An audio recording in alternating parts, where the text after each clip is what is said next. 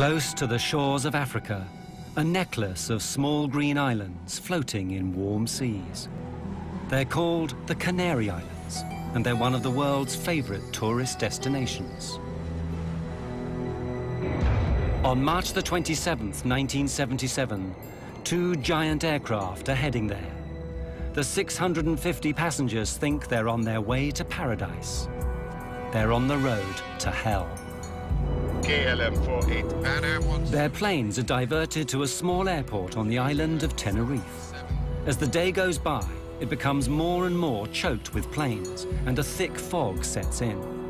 Tension mounts. Passengers and crew are impatient to get to their final destination. We're going. Pan Am 1736, report runway cleared. Okay, we'll report when we're clear. Clear then. What do you say? Is it to clear the Pan Am? Oh, yes.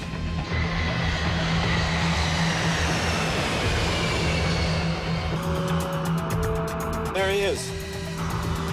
God damn, that son of a bitch is coming straight at us!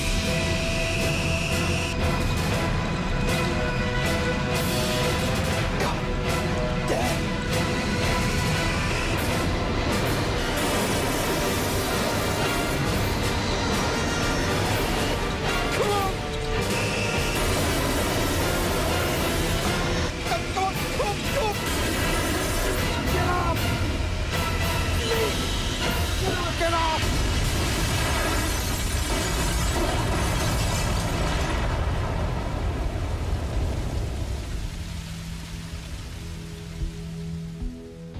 Words cannot adequately describe the horror.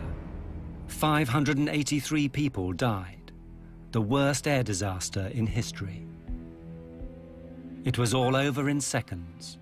For the handful that lived, they would be the longest and most terrible seconds in their lives. At first, I thought they had gotten to us the bomb. The only thing I could liken it to is if each molecule of air exploded. I looked in the cabin and everything was on fire. I thought, oh my God, we're trapped. We had 28 people in the upstairs lounge. The lounge was no longer on the airplane. Joan was standing there yelling, "Suzanne, take my hand." The engines were starting to disintegrate. I lost Joan's hand very quickly. I had put my hands over my face and said, "Lord, today I'll see you." It was a survival mode that kicked in, and it was just get out of that airplane. I said, "I will jump and try and break your fall." The airplane was collapsing in on people. I immediately thought it was total destruction. Well, I felt so responsible because I couldn't take care of my passengers, and so helpless in looking back and knowing that there's nothing you can do. You can't get back in the aircraft. There's no way to get in it, and it's all on fire. Firemen are there for 12 hours trying to put out the flames, but it's a hopeless task. As the news spreads around the world, everyone wants to know, how could two state-of-the-art aircraft possibly be on the same runway at the same time? All those people dead. What had gone wrong? Who was to blame? Only later would they discover the chain of coincidences, mistakes, and misunderstandings that had led to the biggest disaster in the history of aviation.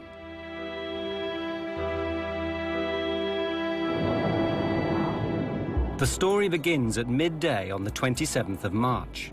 Pan Am Flight 1736 is nearing the Canary Islands. This has been a long, long flight. The plane left Los Angeles via New York the afternoon before. Now the passengers are tired, looking forward to journey's end in the Canaries' capital, Las Palmas. So, you guys been to the Canaries before? You guys ever visited the Canary Islands? Yep. I had a great time there. Golden beaches. Oh. Grilled fish. Midnight swims. I could do with that. But this is the first time I've been routed this way. Me too. It's gone quickly. Yeah. And this particular flight was one of the first ones that was what we named a fly cruise trip. Most of the passengers were retirees. Their destination was Las Palmas. Then they would board a cruise ship and do a 10-day cruise. and then come back, and then they would be picked up again and flown back to the United States. What no one has told the passengers is the Canary Islands have their own local brand of terrorists. They're determined to get independence from Spain, which actually owns the Canary Islands.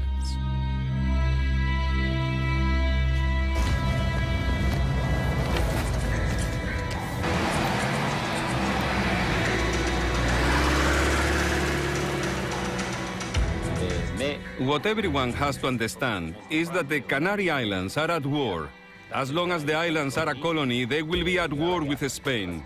If the Spanish government doesn't agree to our three conditions, we'll launch full armed combat and we'll fight to the very end. Continuerons la lutte jusqu'à la fin.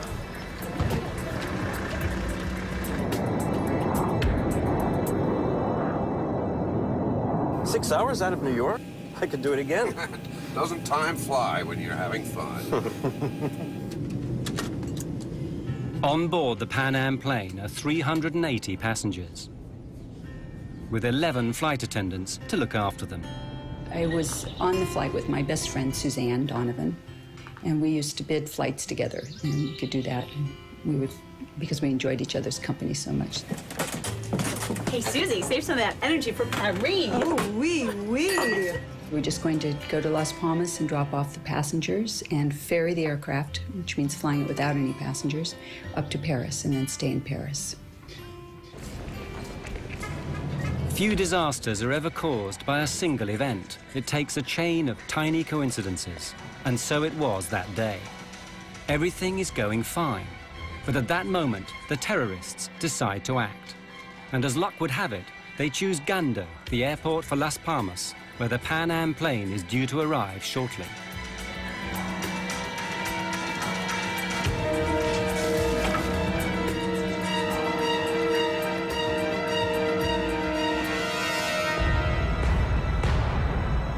Just ahead of the Pan Am is another jumbo jet from the Dutch airline KLM.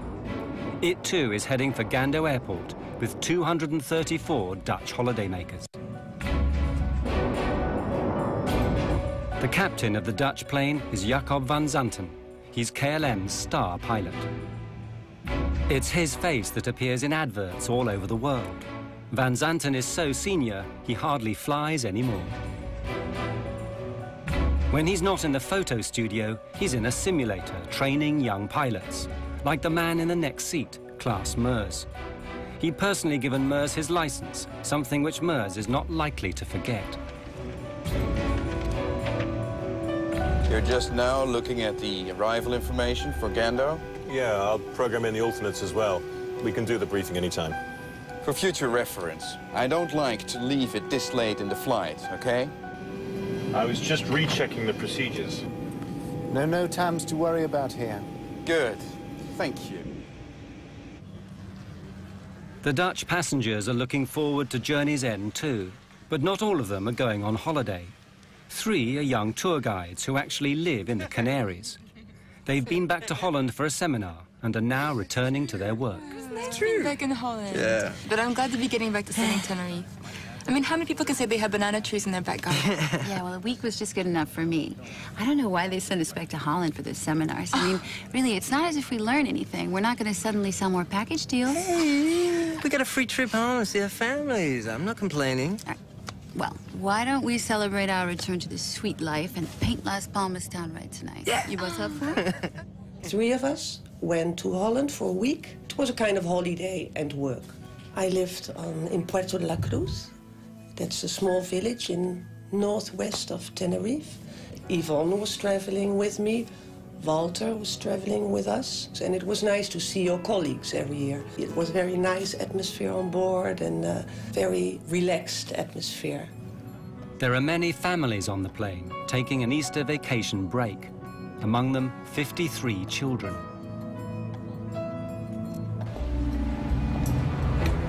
There are 2 bombs in the terminal. You have 10 minutes to save as many lives as you wish. We'll talk again. And so it begins, the first step on the road to disaster.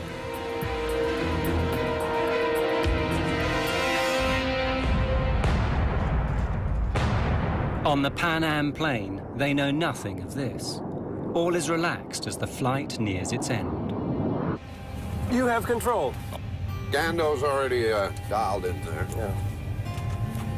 Crew, Gando, Las Palmas Airport in 45 minutes.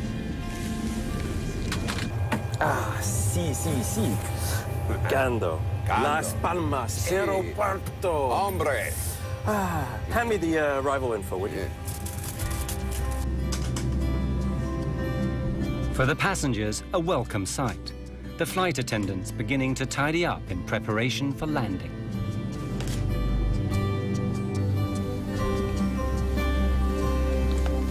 Here are your roses. They still look nice and fresh. Oh, lovely. Yes, a friend of mine gave them to me in the airport. I wish somebody would give me roses like that. Here. Oh, take one. I insist.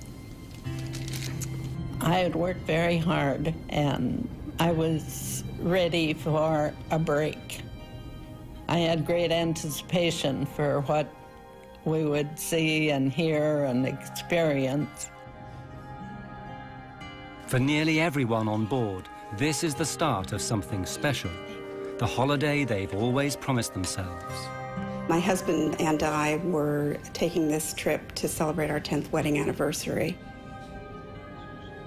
It was the first really big trip we've been able to take because we'd been in school forever and didn't have the resources to take a trip like this before. Atención, este es un mensaje de seguridad. Please leave all your belongings behind and exit immediately. All passengers must leave the terminal immediately.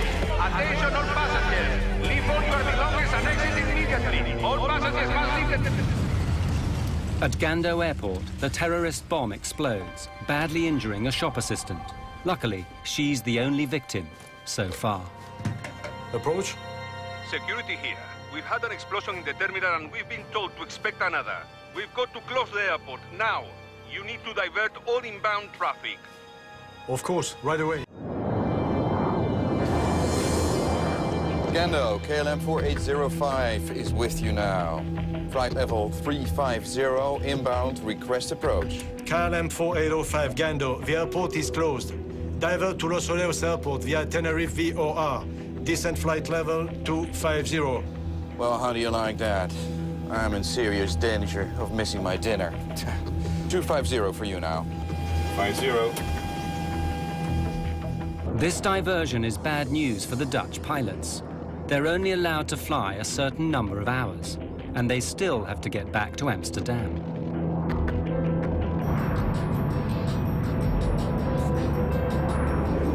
Gando, Pan Am 1736, good afternoon. We're on flight level 370, 120 miles west, inbound, approach. Pan Am 1736 Gando, the airport is closed. Divert to Los Rodeos Airport via Tenerife VOR. Descent flight level 250. We filled her up at New York. Ask them if we can wait. What would you say, George? 2 hours up here? 2 hours easy. Gando, 1736 requests a hold over Las Palmas. We have enough fuel to wait about 2 hours. Negative, sir. I say again, the airport is closed. We had an explosion in the terminal. There's already a long line of aircraft in front of you. Expect halts at Los Rodeos. Contact Canary's approach now on 118.5. Oh, that's just great. I think they just had so much traffic to deal with, they didn't have time to even consider giving an airplane clearance to hold or whatever. So that's what I assumed, that they had made up their mind, that they were just diverting everyone to Tenerife.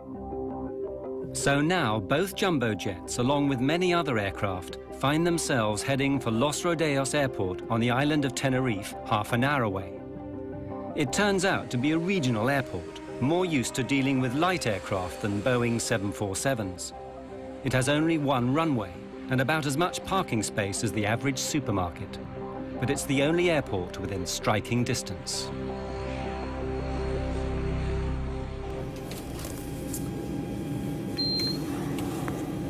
Ladies and gentlemen, this is Captain Grubb speaking. We've just been told by air traffic control to land at Tenerife, which is about a half-hour flying time from Las Palmas. Apparently, there are some difficulties in the airport. We're working the radios up here to see if there's a way that we can get you over to Las Palmas just as soon as we can on the ground. I'll let you know when we have some more information on that. Thank you for your patience. When they made the announcement that we were not going to be able to land right then at Las Palmas, mostly I was frustrated because it had been a really long trip, and I was tired, and time changes and this and that. So I guess I would say that the chief feeling was frustration and sadness that we couldn't immediately disembark and get on a boat. People were not happy about this because it was not a good omen, you know. It was not a good omen having this take place. For the air traffic controllers at Los Rodeos, it's not good news either. It's Sunday, and they're short-staffed. In the tower, there are only the two of them. Enough on a normal day, but today there threatens to be as much traffic as a motorway on a bank holiday Monday. The hell are they thinking? What do they want? That makes 4 planes already and 2 747s on their way. So what have we got? Pan Am 747, KLM 747. KLM 4805, you are number 3 behind the 737. Report outer marker. 4805, follow the 737, report outer marker. My God, I've seen postage stamps bigger than this place. God, we're gonna get boxed in here. God damn it. Anyone care to hear about the landing checklist? Klaas, you're flying. You've got to call the landing checklist. Landing checklist, please. Auto brake? On medium, you never know. Runway is short, and on top of it might be slippery. Be careful. Lima Tango 107, you are clear to send to flight level 80, holding pattern. At Los Rodeos, planes are pouring in one after the other. Sunjet 282, switch to ground now on 118.7. Sunjet 282, switching to 118.7. Good day. God damn it. Of all the days this has to happen, just when Spain is gonna teach Hungary a lesson in football. I don't know. For sure it's bad timing. How are we supposed to get all these planes down? That Sunday, the two controllers find themselves thrust into a situation that's way over their heads. Los Rodeos had never seen so many big aircraft all at once. Contact standby for taxi clearance. Sunjet will take your place. You can begin your taxi just after it passes behind you. Brake, Spantax, hold on. Hey, say, where are you gonna put the KLM? Next to the breathing 737. No choice. Still waiting for the Pan Am 747. Yeah, but that's 2 large carriers. It won't be easy to handle. You gotta leave some room for these other planes that wanna roll. Pan Am 1736, leave level 230 now for level 120, call back crossing 180. The Pan Am plane begins its approach. Now 1736 cleared to flight level 120, report crossing 180. The passengers are fed up. After 13 hours in the air, they're wondering when it's all going to end. Say, why the diversion? Is anything wrong at the airport? No, just a slight technical difficulty. It'll be cleared up in no time. Nothing serious? No, nothing to worry about. At the back of everyone's minds is, how long is this diversion going to last? Is it going to jeopardize their cruise? Will they miss the boat? Their tour guide reassures them. Hello, everyone. This is Bo Moss speaking. Ladies and gentlemen, our cruise ship, the Golden Odyssey, has got its engines running and will, I've been told, come out to pick us up if this delay should continue. So it will be just a few minutes longer. Please bear with us.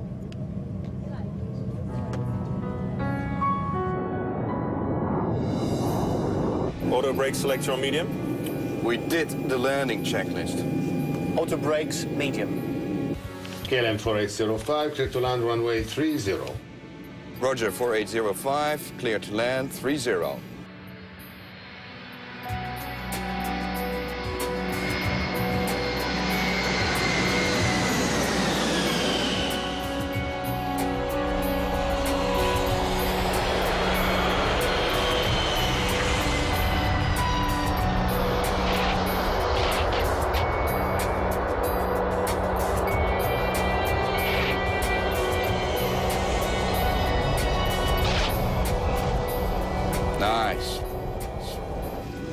Clever kiss landing. Nice and smooth. Grandma didn't spill her tea.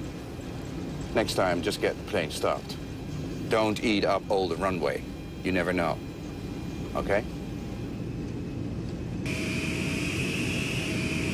Right, I think he wants us to park parallel to the 737. All right. You've got room on my side. You can turn. Stop. Brake here. Stop. All right, that'll do, that'll do. Good, good, good. Los Rodeos ground, KLM 4805. 4805 ground? Yes, any idea how long we're gonna be here? Negative 4805. We're waiting for the word from Gando.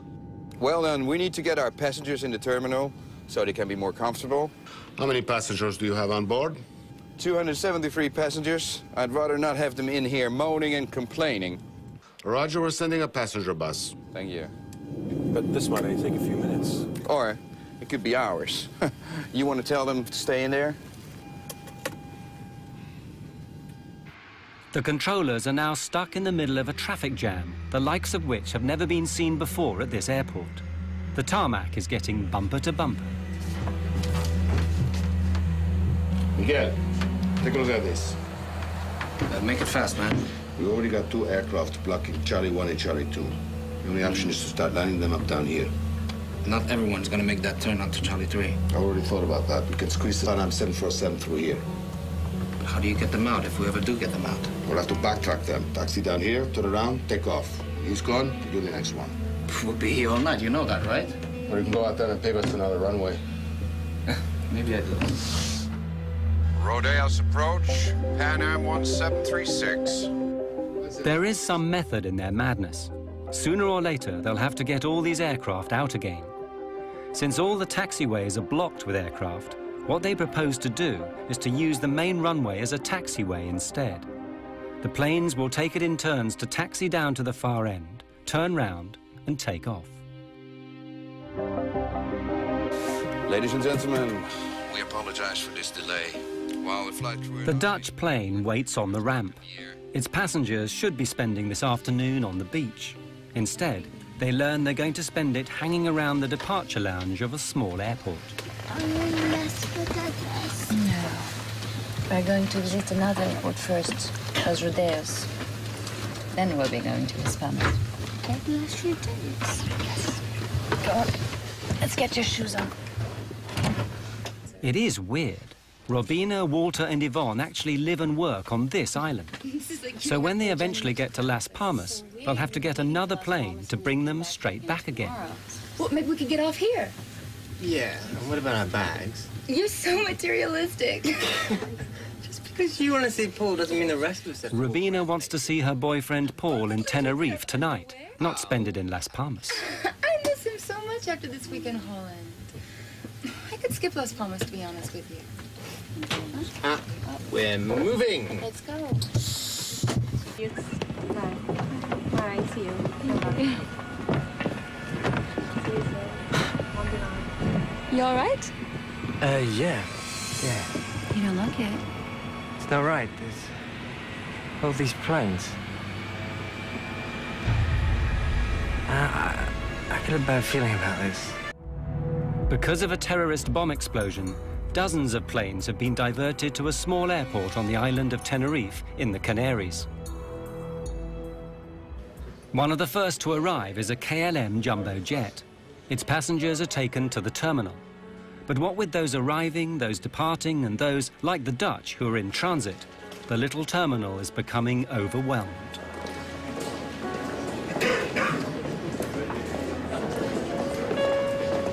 Pan Am 1736, short final for 30. Pan Am 1736, clear to land, 30. And now the Pan Am is arriving, just to make matters worse.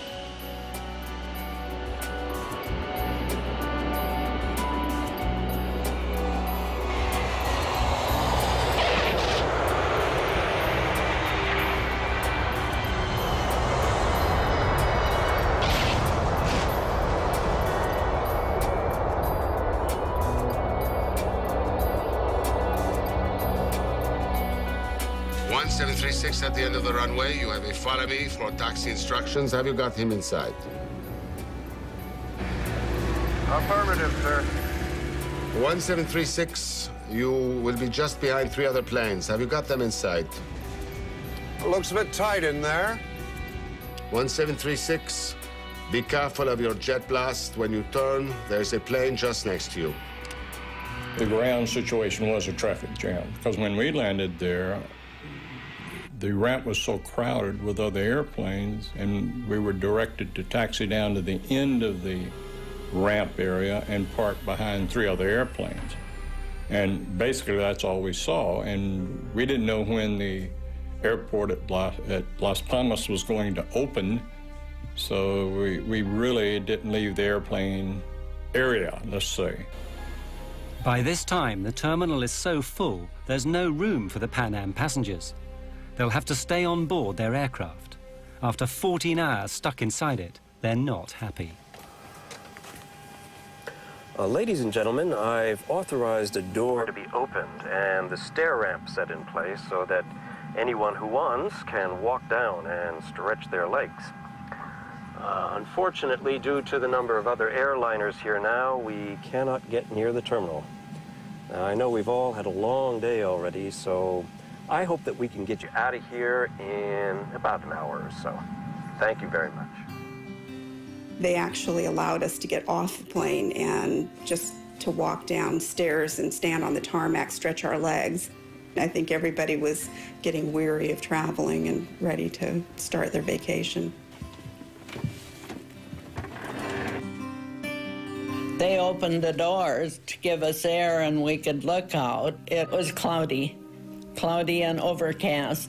It kept darkening down and was not nice, like we had hoped it would be.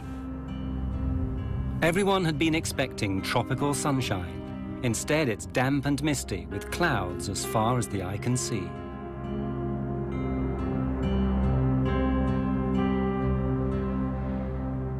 I'm worried we're going to get caught by this fog. All we need now is for them to close down that runway. Yeah, we need them to get a move on, or else we'll be spending the night here and then hello duty time limits. Any idea of how much longer we've got before we need to get other crew down to take over? Yeah, well, it says here that the company time limits are 10 hours of flight in an amplitude of 13 hours, and that's with 1 stopover. But if there are 2, it goes down to 9 in 11. But we're allowed to ask for a derogation. Jesus Christ, who writes this stuff here? I'm going to back time from when we have to be back at Schiphol to stay legal, right? What happens if we go over the civil and company time limits? Well, you get hung out to dry. You lose your license, your career, everything.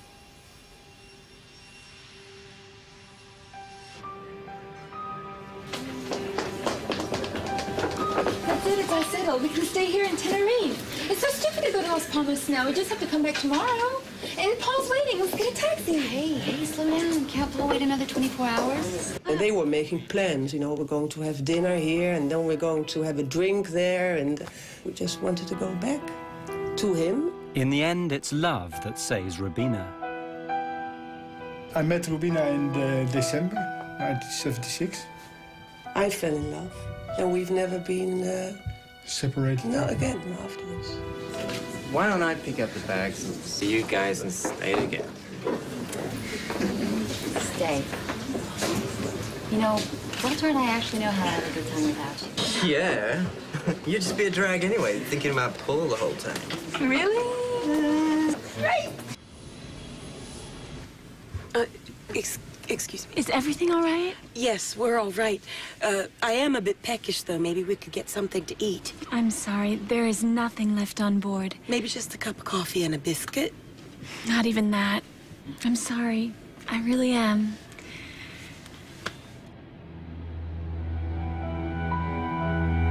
That was a long 4 hours without coffee or pop or anything. We had no food to serve. We had only the one meal that had been boarded in New York. We'd already served that before landing. That was really all we had to serve. In the tower, the two controllers are also getting fed up.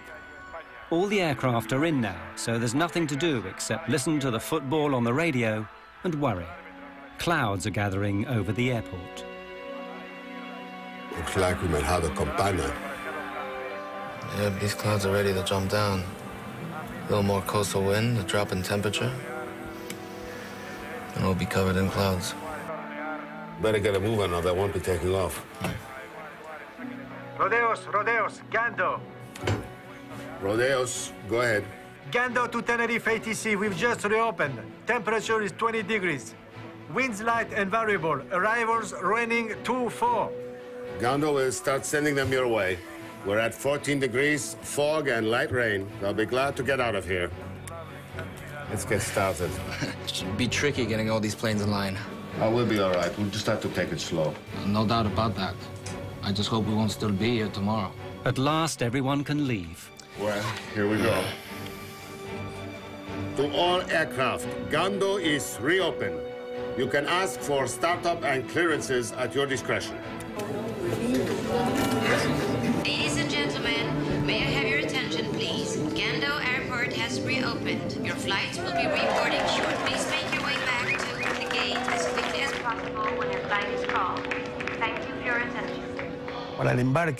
Boarding was very complicated because when the passengers were called for their flights, they were scattered throughout the airport, in the cafeteria or buying souvenirs. We had to go around the map, and in fact, some passengers never did board the aircraft.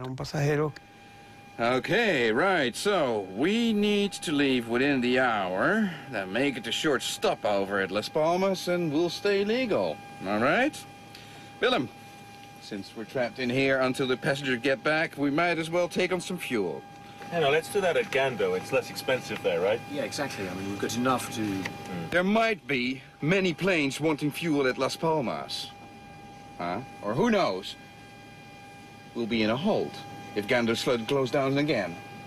While I'm sitting here in this seat, I make the decisions. You might have a point there. Refueling before they take off will affect everything that happens from now on. Ramp KLM 4805 requesting refueling.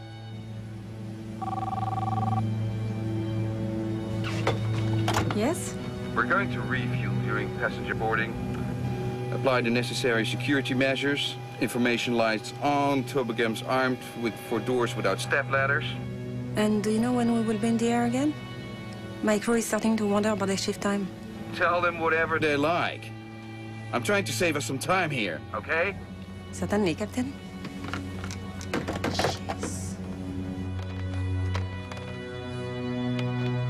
In order to keep the weight down at takeoff, the normal practice is to take on just the amount of fuel you need, plus a margin for safety. But the Dutch captain takes on 55 tons, enough to get him not just to Las Palmas, but all the way back to Amsterdam. That decision will have unexpected consequences for everyone.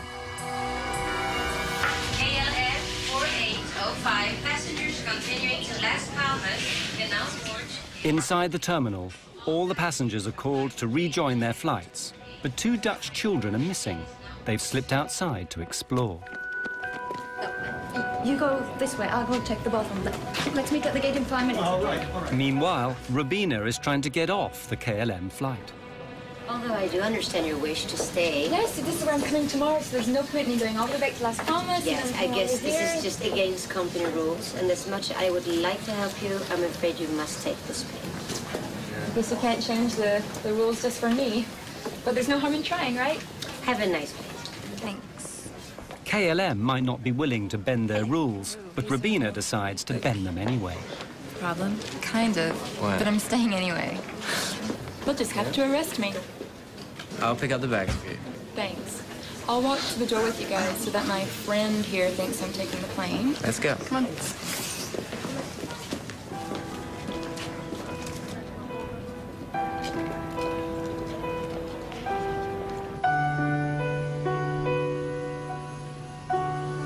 Well, they wanted me to go with them, and they really tried to persuade me, and I tried to persuade them to stay, you know. And, yeah, but that's that's how it goes. Yeah. Fortune had smiled upon Robina van Lanschot. Of the 234 passengers on her flight, she would be the only one left alive.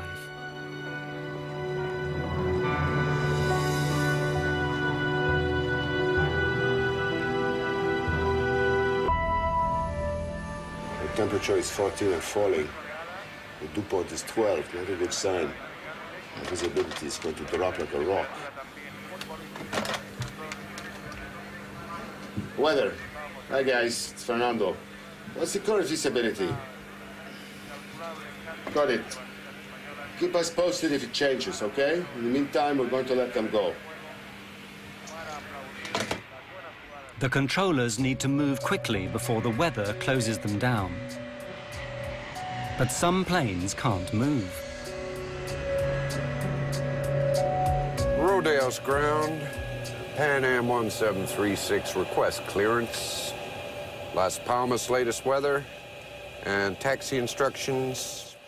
1736, there's a delay for you. The KLM in front of you is refueling. Oh, come on, let's try to get around him. But there's going to be a revolt back there if we don't get moving soon. Ground, we'll try to sneak past him here. The Pan Am captain does his best. He starts his engines and tries to squeeze past. But a 747 is nearly 200 feet long. It's not built for squeezing. Damn, not enough room. George, why don't we get a breath of fresh air and take a look? The engineer and I went out underneath the right wing and basically stepped off the distance between our wingtip and the KLM 747's wingtip, and we were 12 feet short of being able to taxi easily around the airplane. For the sake of 12 feet, hundreds of lives are going to be lost.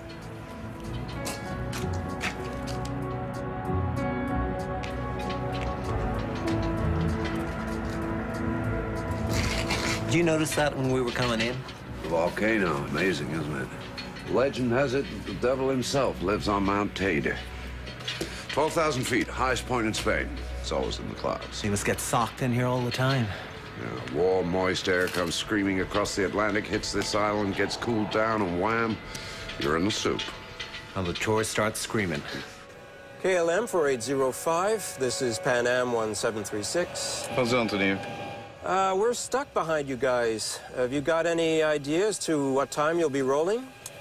35 minutes, KLM out. He hung up. Oh. Nice man. We're stuck behind him, that's all he's got to say. What an ass. On the KLM, more frustration. That's the count. We're missing 4. It must be the family from row 33. All right. I'll let you tell the captain. I'll help prepare the cabin for takeoff. Gee, thanks. I know. Roberto, you have to find them. Please, hurry up. Please. Captain, Yes. What is it now? we're missing 4 passengers. We have 273 passengers back there who will be spending the night in here if we don't get moving. Now, unless you want to be locked in there with them, I suggest you get over to the terminal and drag them in here now! On the Pan Am plane, the passengers have had enough. Most of them left home some 18 or 20 hours previously. They've been up all night, stuck in an airplane seat. They're tired, jet-lagged, and they understand less and less why all these other planes seem to be taking off, but not them.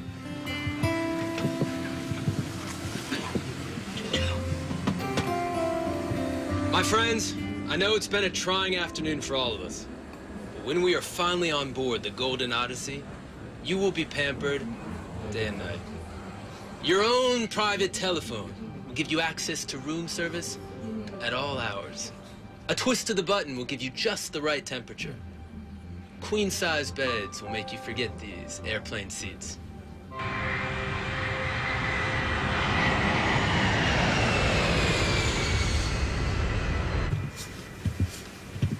Miss, I can see the other planes are taking off. What's the holdup?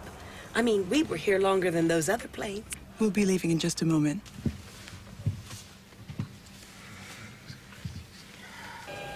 Thinking of Paris, I guess. You can keep thinking about it. Yep. Moulin Rouge, maybe? The old Moulin Rouge. Dancing girls? Dancing girls. Da, da, da, da, ya, pa, pa, pa, pa, pa, pa. Ya, ya, ya, ya, ya, pa, pa, pa, pa, pa, pam. Da, da, da, da, Ay, ya, da, pa, pa, pa, pa, pa, pa. Dum, dum, dum, pa, pa, whoop, pa, pa, pa, pa, pa, pa, pa, pa, pa, pa, pa, pa, pa, pa, pa, pa, pa, pa.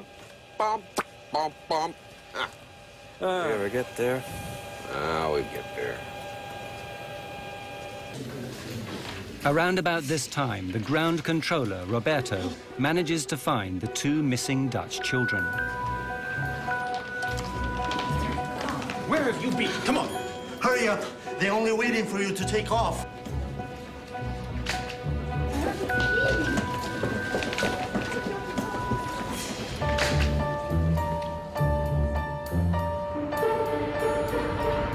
He takes them back to their plane, and as it happens, to their deaths.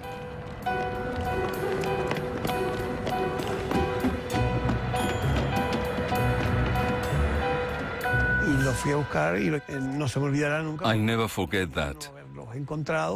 If I hadn't found them, they'd be alive today. But was it destiny?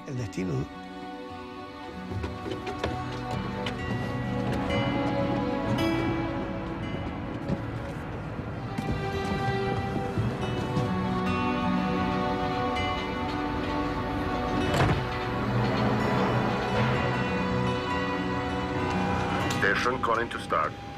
Ground. KLM 4805 is ready for startup. 4805, clear to start. Checklist before startup. Plane free, blocks in place, doors shut and checked. Ready for startup in sequence 1, 2, 3, 4.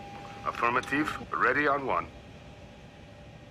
The KLM pilots start their engines one by one and prepare to go back out onto the runway for takeoff. If the weather were good, there'd be no problem at all. But everything is changing rapidly, and for the worse.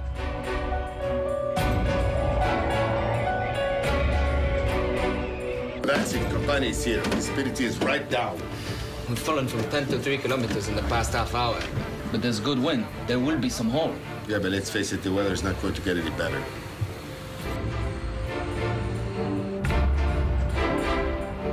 Approach 4805 requires backtrack on runway 12 for takeoff on 30. Taxi straight ahead to end of runway and make a backtrack.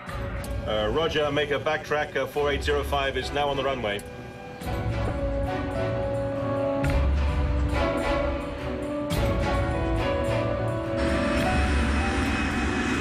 The KLM is now back on the runway.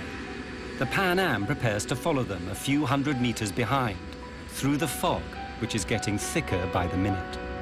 Pan Am 1736, ready to start. Pan Am 1736, you are clear to start. Thank you. Please make sure your seat belts are fastened, your tray tables are closed, and your hand baggage is stowed beneath the seat in front of you. The weather's taking a real dive here. Yeah, looks like we're getting sucked in. Hey, ask him to turn down the fog machine, will you? Pan Am 1736, clear to taxi on runway, following the KLM. Pan Am 1736, following KLM. Basically, our instructions were to follow KLM, to backtrack down the runway. Now, backtrack means that you're taxiing down the runway in the opposite direction of the takeoff, following KLM. 335 tons of Boeing 747 turn out onto the runway. At first, traveling at about 15 kilometers an hour, but not for long. A fog bank started on the right hill. This particular airport is situated between two fairly big hills.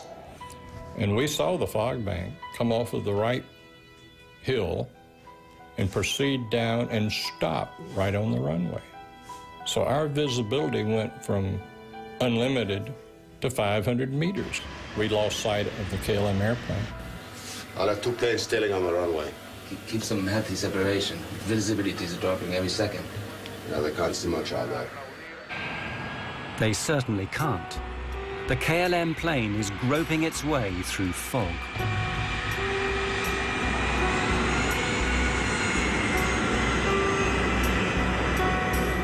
Can barely see the pavement. We're down to 50 knots ground speed, Scott. Taxi checklist. This is a nightmare. We'll never make the limits at this rate. And I really don't want to be spending the night at Las Palmas. I'll give headquarters a call. Taxi checklist. Please. EPR, ADI, safety compass. Compared and checked. Okay, we're massing 200 tons with 55 tons of fuel. The parameters are checked and verified by myself. Rolling checklist completed. The 2 aircraft are following each other on the same runway, but no one can see a thing. Everyone is nervous, especially the American pilots. They know that before long, the KLM will turn round and come back down the runway at full speed, taking off. They have to get off the runway, but where? Pan Am 1736. Pan Am 1736, approach. We were also instructed to taxi down the runway, is that correct? Affirmative. Taxi into the runway. And leave the runway third. Third to your left. Third to the left, okay. Third, he said? 3. Third. Third to your left. I thought he said leave the first. runway third to your left. Third to your left. Left turn. Look at it out there. I mean, this cloud just rolled right onto us. I don't think anybody has the minimums now. In a 747, the pilots are more than 10 meters off the ground. It's very difficult to see out. And it's built to fly, not to drive down a highway in thick fog, trying to find an exit. Tell me what you think, George. No.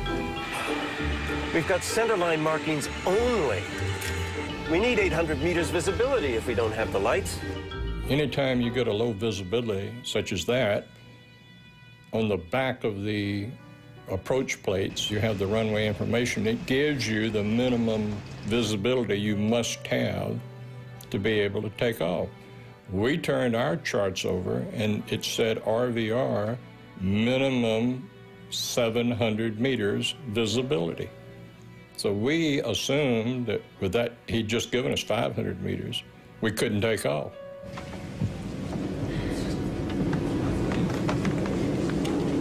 My feet are killing me. Something tells me this isn't going to be over anytime soon.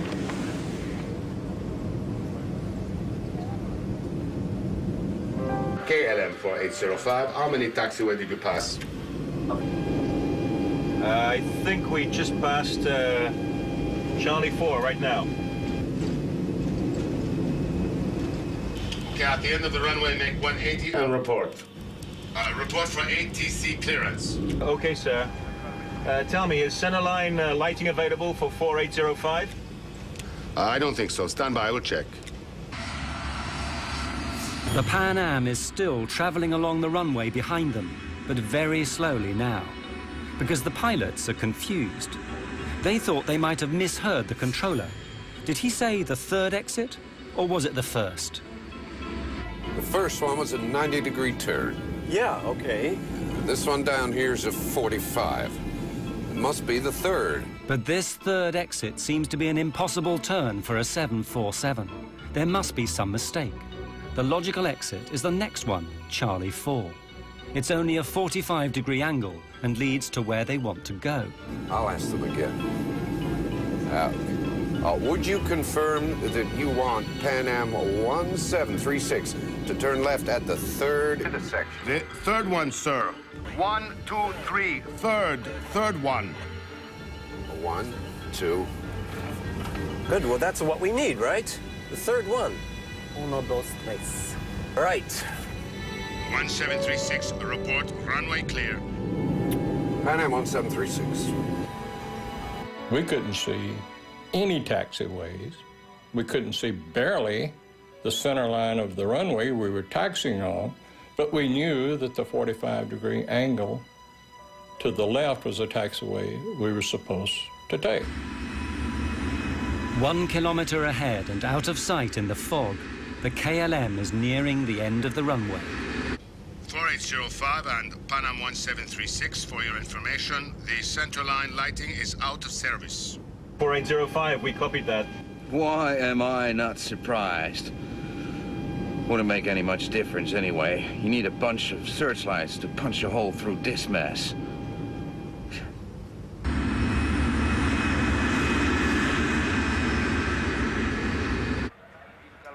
Back in the control tower, things are becoming stressful too. For several minutes, they've been unable to see either of these two big jumbo jets on the runway. They don't have ground radar like a big airport. To all intents and purposes, they're working blind. I lost them. I can't take no visual contact. I hate working like this, blind when the planes are on the ground. Even they don't know where they are. They're doing well. I mean, there's good separation distance. Panam 1736 approach. Position, please. 1736, just checking that... That's the 45 there. Yeah? Yeah, that's this one here. Yeah, I know. Okay, the next one is almost a 45. Yeah, but it goes, but it goes ahead. I think it'll take us to the taxiway. Yeah, just a little bit, yeah. Okay, for sure. Maybe he counts these as 3. Oh, I like this. On the KLM, Captain Van Zanten knows that he is now very close to the minimum visibility for takeoff. There's a good chance he's going to be trapped on the ground, forced to spend the night at Los Rodeos. Not an enticing prospect. Christ bloody weather. Class, give me take-off speeds. Yeah, okay. The V1 will be 120 knots and the VR is 135 knots. I'm preparing the frequencies, 139 and 138.7. Lights on. Affirmative. Strobes as well. Of course, the people in the back have no idea about any of this. The way that everything is clicking into place. That's it. Just one last hop and we'll be there, okay? Goody. Is it going to be a long holiday? Just like last year. The only thing which might alert them is the fact that the view from their windows is now down to just a few dozen meters. Where's the wing gone? It's hidden by the fog. What? A frog? A big green frog? Don't be silly, just calm down.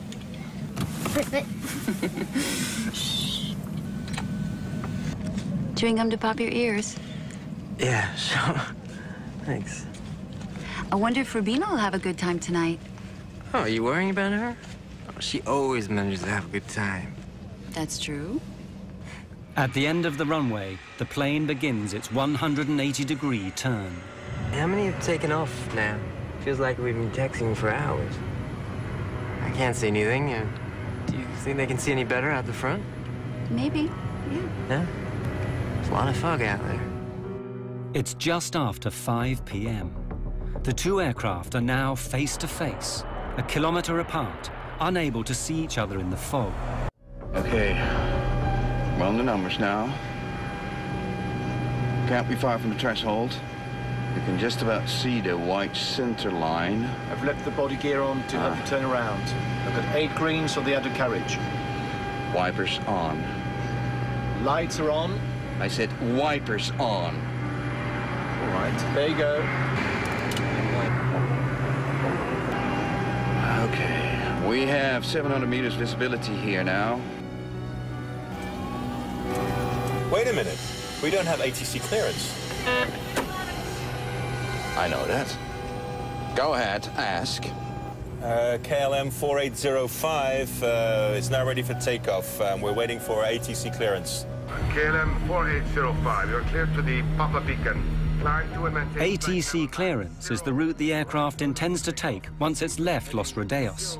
But it's not permission to take off. That has to be obtained separately. Las Palmas VOR.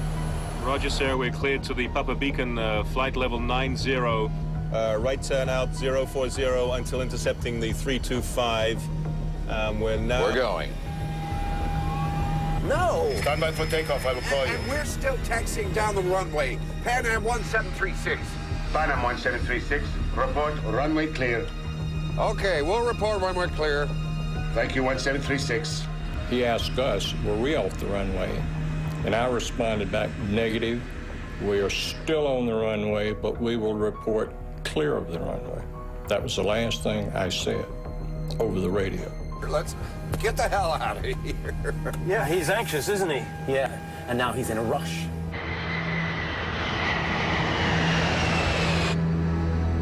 We were only taxiing at 3 miles an hour. Nothing in my mind would have even given me the thought that he was taking off.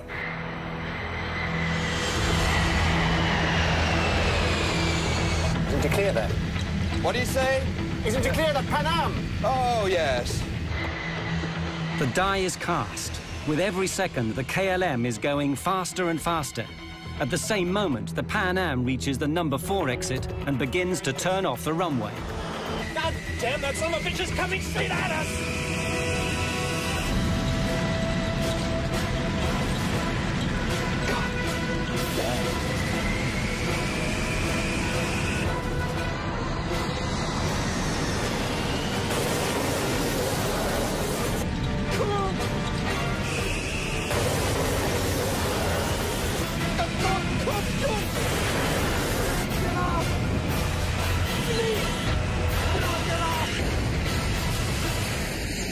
When he hit us, I didn't think he'd done us that much damage because the airplane very quickly shuddered. The first thing was this huge, loud noise, and the only thing I could liken it to is as if each molecule of air exploded. That's the way I thought of it afterwards. It just was so loud. At first, I thought they had gotten to us the bomb, and it came up and slammed down. The lights went out, and flames came through. I had put my hands over my face and said, Lord, today I'll see you. The minute I opened my eyes, I looked in the cabin and everything was on fire. All the windows were going in the cockpit. I looked out to the right wing was on fire. I looked back to the left. We had 28 people in the upstairs lounge. The lounge was no longer on the airplane. It was just a big hole there. And I could see all the way to the tail of the airplane, just like someone had taken a big knife and cut the top off. People were just sitting in their seats. They weren't moving. I don't know why. Yeah, in normal circumstances, you're supposed to wait for a command, but it was clear you didn't need to wait for a command in this situation. There was fire, and I shouted to Suzanne, fire on the wing.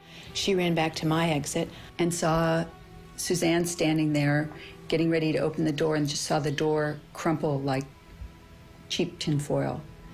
And I thought, oh my God, we're trapped. I was staring at the door, and I yelled, unfasten your seatbelts, remove your shoes, leave everything, come this way.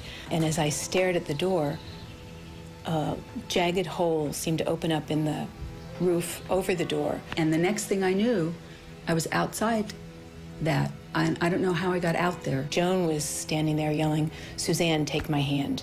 And I was standing above the level of the door on fuselage rubble pieces.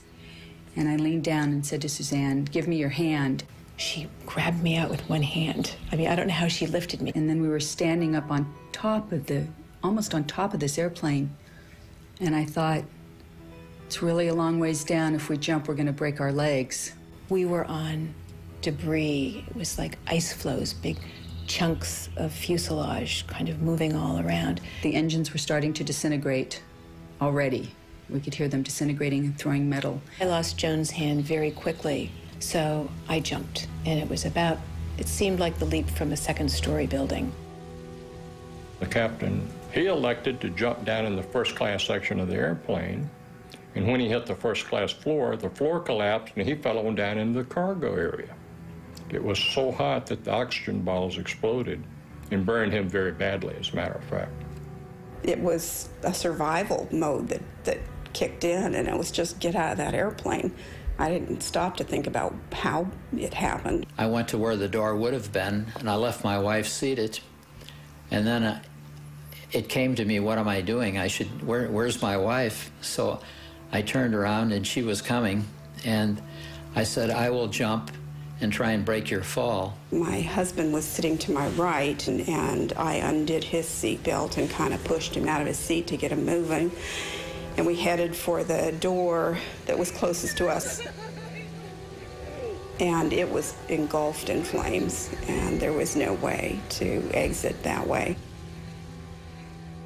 I looked over, and at some point, someone had opened the other door, which was amazing to me. And I just yelled over here and headed toward the door on the other side, which was, again, the wing door. In the haste to get out of the burning plane, Karen became separated from her husband. He died in the flames.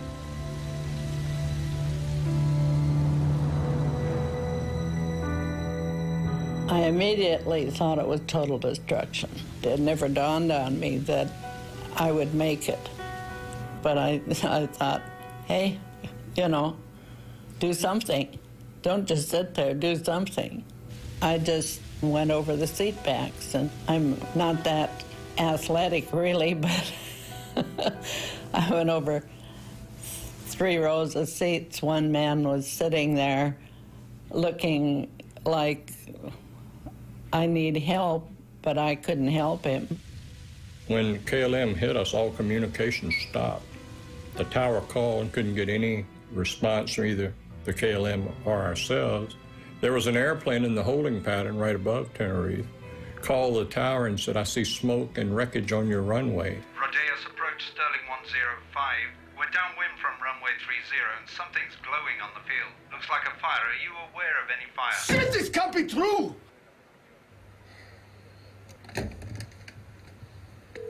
Come on, come on! Come on, come on! He hits the emergency warning. After KLM hit us, he went on down the runway and hit on the runway 1,500 feet down, closer to the tower. So when the fire truck and the ambulance came out, they got to him first. So no one came to us for quite a while. As a matter of fact, I remember thinking, I wonder why somebody hasn't gotten out here to help us.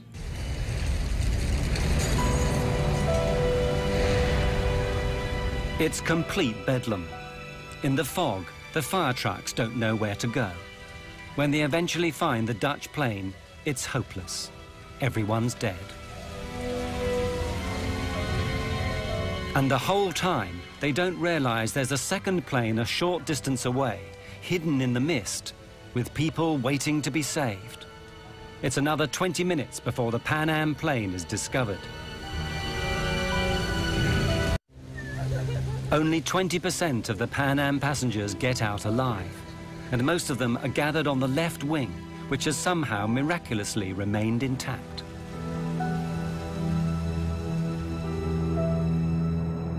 The entire left wing of the airplane was covered with passengers. And it turned out there were probably 45 to 50 passengers out on that wing. I've never asked anybody how high the wing is from the ground on a 747, but it looks to be a very long ways. And I cut open my head and fractured my foot. My wife jumped after me, and she said, I cannot walk. And I dragged her on her side for probably a block and a half away from the plane.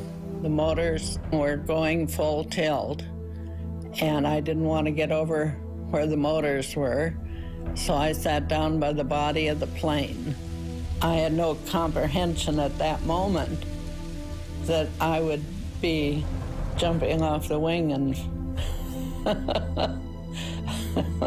In the debris, you knew there were trapped passengers and people, and there was absolutely nothing you could do to help because the airplane was collapsing in on people. Only one door was opened by a crew member, and that was one of the black flight attendants who did that. And she lost her life when the engine disintegrated and debris hit her. And I thought if we could just walk around to the other side of the plane, we would find all of the passengers and our other fellow crew members. Which, of course, wasn't the case.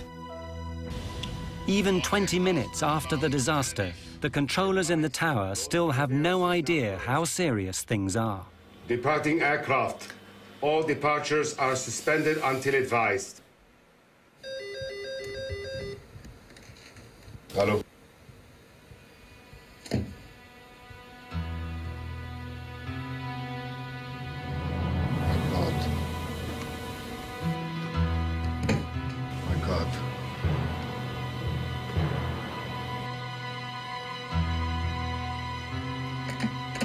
I'll get local fire out of here. Notify the ambulance. We have an emergency. We need every vehicle they've got. We're done. It's can't be our fault. I mean, I told him to clear the taxiway.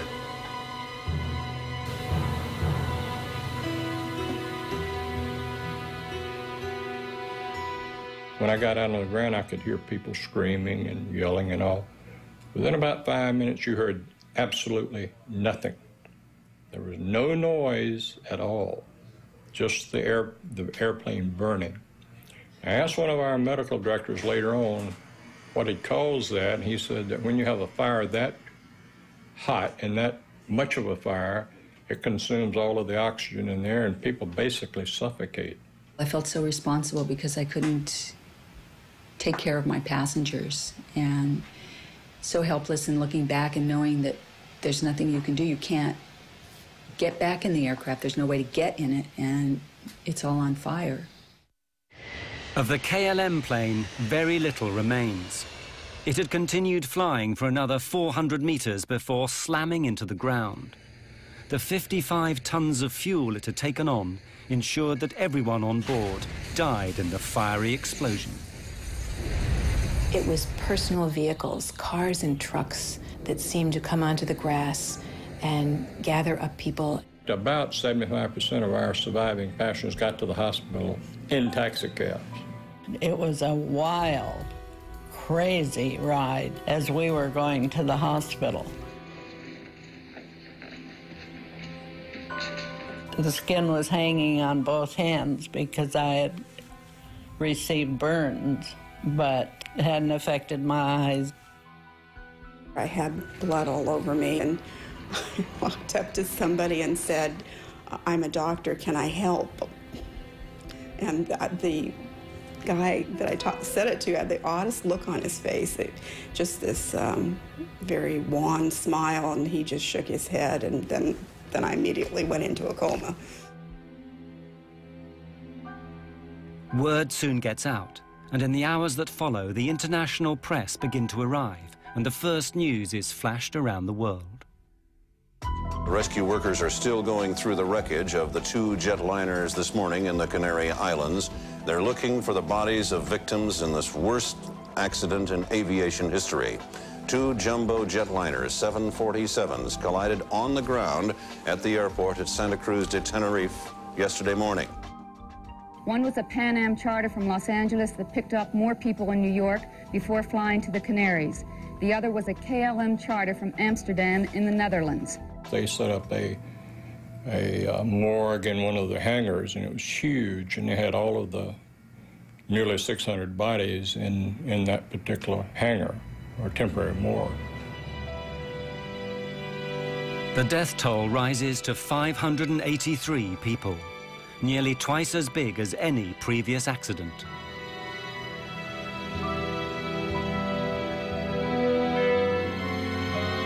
And then everyone begins asking the same questions. How and why could two state-of-the-art airliners smash into each other on the same runway?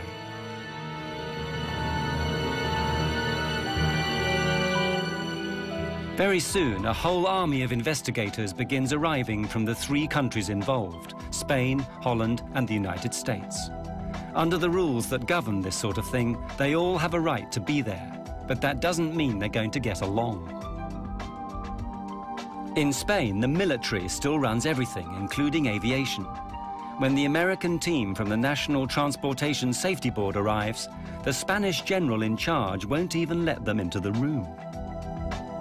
I sneaked in, and I went to the general and told him, "The general, my name is Luis Carmona. I represent the U.S. government, the NTSB, and I am here to participate in the investigation. He answered back to me, I represent the king, and you get out. So as I was walking out, he looked at me again and he said, hey, you don't look American. And I told him, well, yes, I am an American, but I was born in Cuba. And he said, well, so did I. I was also born in Cuba. So he turned around and he asked me questions and asked me to bring my team in, and we started doing the accident investigation then. The investigators discover the chain of coincidences that had led remorselessly to the deaths of 583 people. If any one of them had not occurred, neither would the accident. The first had nothing to do with airplanes, a terrorist bombing perpetrated by a small group fighting for their independence. Their intent was to create publicity for their cause. In that, they certainly succeeded. There are 2 bombs in the terminal. You have 10 minutes to save as many lives as you wish.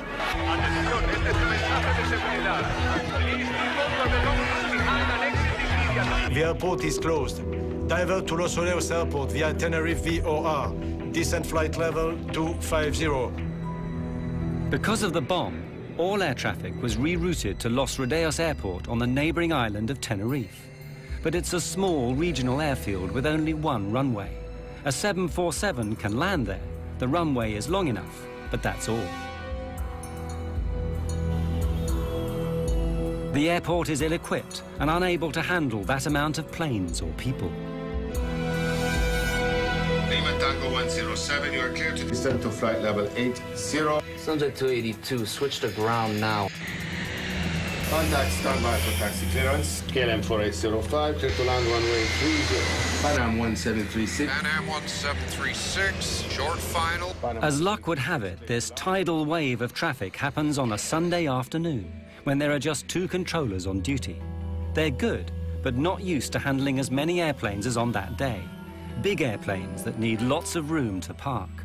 They are confronted with an enormous jigsaw puzzle. We'll be here all night, you know that, right? Or you can go out there and pave us another runway. Meanwhile, in the KLM cockpit, the stress is mounting. Any idea of how much longer we've got before we need to get other crew down to take over? Yeah, well, KLM had recently introduced new company rules which handed out severe penalties for pilots who exceeded their flying hours. What happens if we go over the civil and company time limits? well, you get hung out to dry. You lose your license, your career, everything.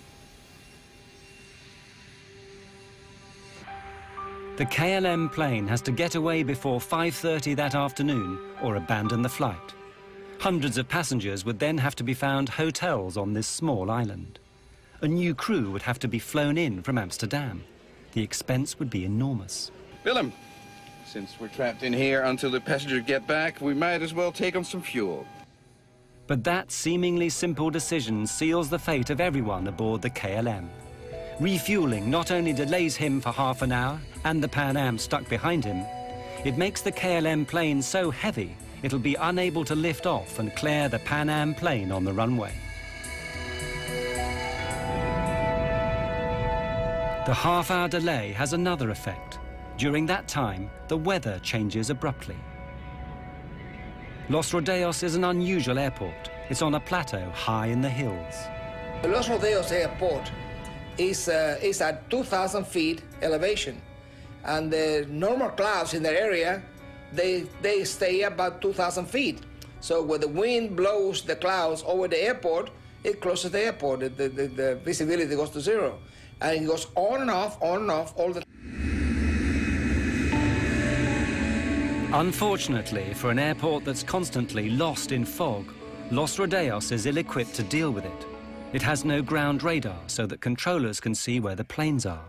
In fact, the facilities are downright primitive. When he was not, they had a person sitting in a building next to the runway, and he just took a visual measurement of the weather, and that's how the weather was checked.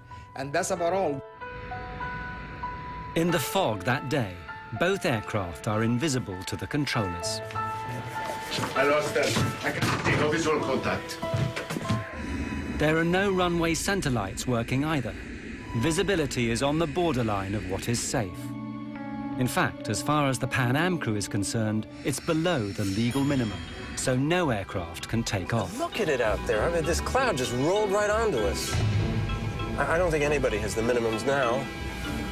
But the Dutch are working to a different set of rules. The scene is all set for a disaster. What will actually trigger it? The Dutch investigators thought they'd found the reasons. God damn it. Of all the days this has to happen. Just when Spain is going to teach Hungary a lesson in football. The controllers, they say, were listening to the football on the radio. Perhaps their minds weren't on the job. Furthermore, their bad English had confused the pilots. Taxi into the runway. And leave the runway third. Third to your left. Third to the left, okay. Third, he said? 3. Third. Third to your left. I thought he said Leave the first. runway third to your left. Third one, sir. 1, 2, 3. Third one. 1, 2. Good, well, that's what we need, right? The third one. 1, 2, 3. We were listening to the controller talking to the other airplanes. We were listening to the controller giving the ATC clearances, the taxi clearances. And he spoke clear enough English for anyone, I think. So I'd have to say, no, I don't think the controller was involved at all. I don't think he had any fault at all in this accident. 1736, just checking that. That's the 45 there. But the Dutch haven't finished yet. Yeah, that's this one here. Yeah, I know. They make an even more controversial claim, one that provokes a blazing row, that the Pan Am plane had caused the accident by being on the runway when it shouldn't have been. They hadn't followed orders to turn off. Okay, for sure. Maybe he counts these as 3. Oh, I like this. They were going to taxiway 4. He was instructed to go on 3, but he had to go 4 because taxiway number 4 was the one that had 45 degrees, and it was easy for the 747 to access it. We said, confirm which taxiway you want to take, and he says, the third on your left, 1, 2, 3, the third on your left. And here again, I still believe this. I think he had seen us go by the first one, and when he says count 3 more taxiways, the third, 1, 2, 3, we were doing exactly what we thought he meant for us to do, and I still think that's what he meant for us to do. It was the logical taxiway to take. Whether they should have taken the third or fourth exit became largely irrelevant anyway, because it became clear that Captain Van Zanten had made one of the most elementary mistakes a pilot can make. He'd taken off without permission. We have 700 meters visibility here now. Wait a minute. We don't have ATC clearance. I know that. Go ahead, ask. KLM 4805 is now ready for takeoff. We're waiting for ATC clearance. KLM 4805, you're clear to the Papa Beacon. The KLM is given its ATC clearance, which is simply the route it must follow after takeoff. Now, it must wait for permission to take off. 325 radial at Las Palmas VOR. Roger, sir. We're cleared to the Papa Beacon, flight level 90. Right turn out 040 until intercepting the 325. We're going. But why didn't his crew stop him? It's very difficult for a co-pilot or a flight engineer to tell the captain, hey, look, you missed something. Tenerife exposed a problem that had long existed in commercial air travel. The pilot was regarded, and often regarded himself, as God. The captain is always right. He's never wrong. No junior officer was ever going to contradict the airline's top pilot, the man who'd given him his license. Panam 1736, report runway cleared. Did you clear that? What do you say? Is it to clear the Panam? Oh, yes. Captain Van Zanten, highly stressed, knowing that he has to take off or abandon the flight. His crew, aware that he's done wrong but frightened to tell him. Disaster is now inevitable. God damn!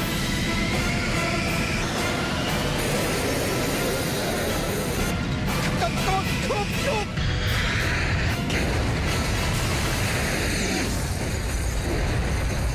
The official report is written by Spain. It blames the accident on Captain Van Zanten's decision to take off without permission. The Dutch refuse to accept it. They publish their own report, blaming language difficulties and the general confusion at Los Rodeos. What I learned from the Tenerife accident is that regardless of how well qualified, experienced, professional, and exact professional you are, okay, accidents, as long as human beings are involved, accidents can always take place. The insurers pay out a record sum, $2 billion in today's money. As for the survivors, the images of the 27th of March will always be with them. They've just learned to live with them, that's all. And whenever I have friends that travel, I tell them, make sure you know where your exit is, make sure you read all that stuff, know how to get out of the airplane. I mean, those are important things. I never had nightmares. I had only dreams about being helpless and being at an airport behind a big, thick window and watching an airplane take off and knowing that it was going to crash and wanting to shout out, but there was this big, thick glass window. You're just helpless, and that's what you feel, is this, because our responsibility is to take care of everyone, and that's what we want to do, and we couldn't do it. We couldn't save them. The loss of my husband had a tremendous impact on my life, on my son's life, on my extended family's lives. It was huge. Then you can see how strange life is, you know, that things like that happen, that you get off and they go on, and perhaps if the plane left a minute later, it wouldn't have happened. I think it brought home to me how quickly you can leave this life and how everyone should enjoy life every and each day as much as you possibly can. Well, after the crash, I decided to start a family. I thought maybe I will stay home and have children. I thought, you know, my friends have died, and if I let myself sit in this little apartment, it's going to be as if I'm curled up and died, and that's not fair to them. I can honor them best by living a life, a full life, and not being afraid. I am blessed because I do not have any horror left over from the accident. I felt ashamed the first while. And a long time I thought, you know, I wish I died, because I felt very bad. I was scared for quite a while after the crash, but I knew if I flew with Joan, she would pull me out again. I had to quit the NTSB. I didn't retire. I felt so bad that I became ill. I had to go to a doctor and get some medication because I got sick. I went back to Tenerife, my wife and I had a driver take me out to the airport and show me the runway, and I looked at it all. I did it all over again. And then I went back and took the Golden Odyssey steamship from the Royal Cruise Line to sort of complete the situation which I had missed.